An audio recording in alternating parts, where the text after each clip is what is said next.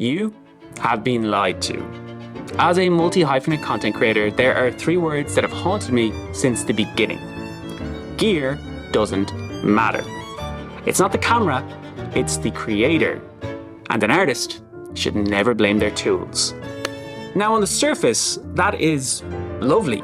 Like, I am capable, I am enough. But what I actually hear is that if you can't make it with what you've got, then you're probably not good enough. And let's be honest, that's just kinda shitty.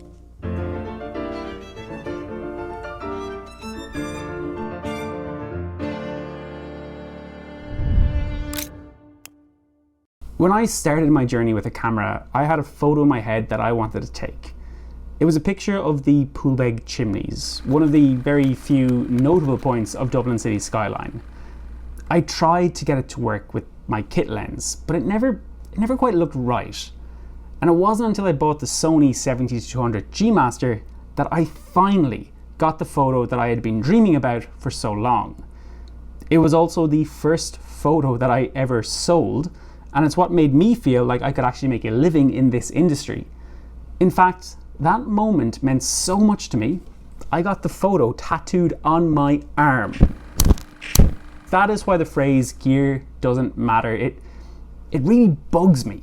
And it should bug you too, because we're being told this by people who usually have all the gear in the world to do whatever they want. And I, for one, I want to break it down and explain to you why I think gear absolutely matters. Just not all gear matters.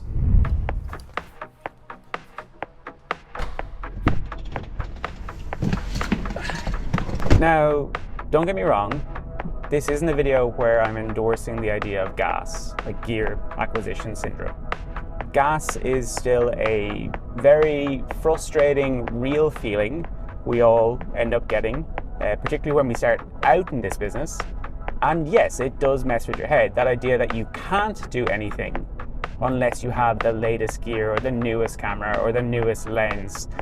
This video is meant to be more about intentionality. That you are trying to get the gear to get the shot that you want.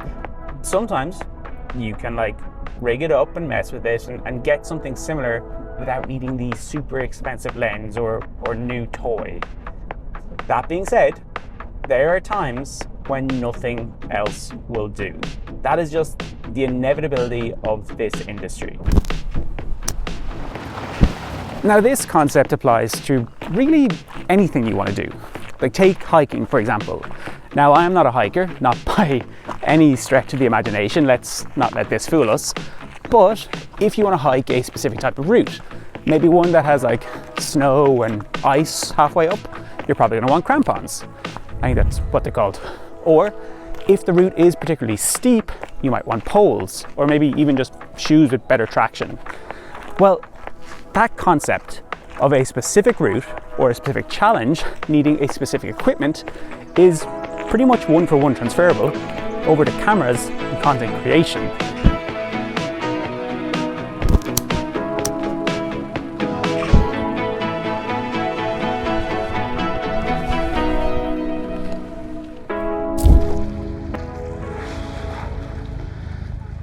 So I guess I should tell you why I brought you all the way out here. Or, better yet, let me show you. Right there is the city of Vancouver, and right behind it, nearly 300 kilometers away, is Mount Baker in Washington. A few years ago, I started seeing images from this spot. And I, for one, thought that was pretty damn cool. So I wanted to try and capture it for myself.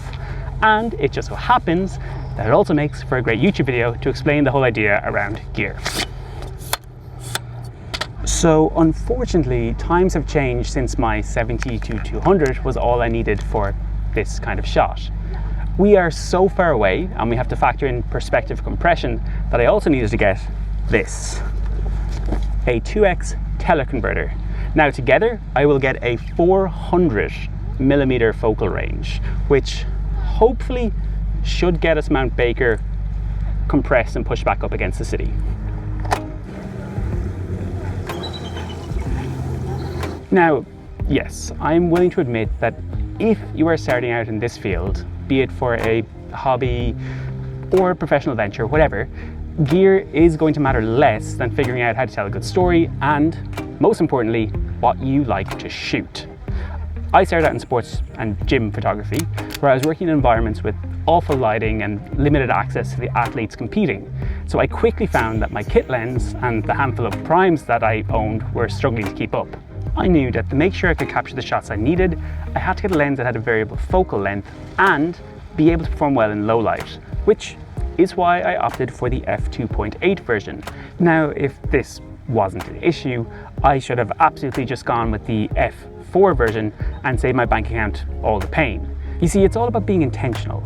Before buying anything, I had to know what gear I needed and, more importantly, why. Like the hiking example. Once you start pinpointing how you like to work and what you like to capture, that is when the gear you choose really starts to matter. Outside of lens choices though, gear also plays a huge part in developing your overall style. You want buttery smooth camera movements? You're going to need a gimbal. How about some super soft lighting that you can control and tweak to your exact liking? Lights, and probably some diffusion. There will be some people watching this video and rushing down to the comment section to talk about just DIY jobs and rigging bits up yourself without buying specific gear. And to you, I say, good for you. But let's be real. Gear doesn't only help get the shot you want in your head, it also saves you time and lets you be consistent. Instead of rigging together light bulbs and lampshades, one solid light setup just works every time, because you're also getting more comfortable and familiar with your gear and how you use it. Heck, sometimes the sole act of buying something new is enough to motivate us just to get out and shoot in itself. Now, the dangers about gear is when we start trying to buy our way out of a problem that only exists in our heads. When you start believing that your content isn't good enough because you're using the second generation of the Rode wireless mics and not the third gen. Or that you can't shoot vertical drone footage without DJI's latest mini drone, the tilting camera thingy. Look, these are all gimmicks. Product design choices carefully curated to make you feel like you're missing out on being great without their help. And that is just wrong. Because you can create, you can make, you can do whatever the hell you want to do with whatever gear you want. However, when you do decide on exactly what it is you actually want, the right tools can make life a hell of a lot easier.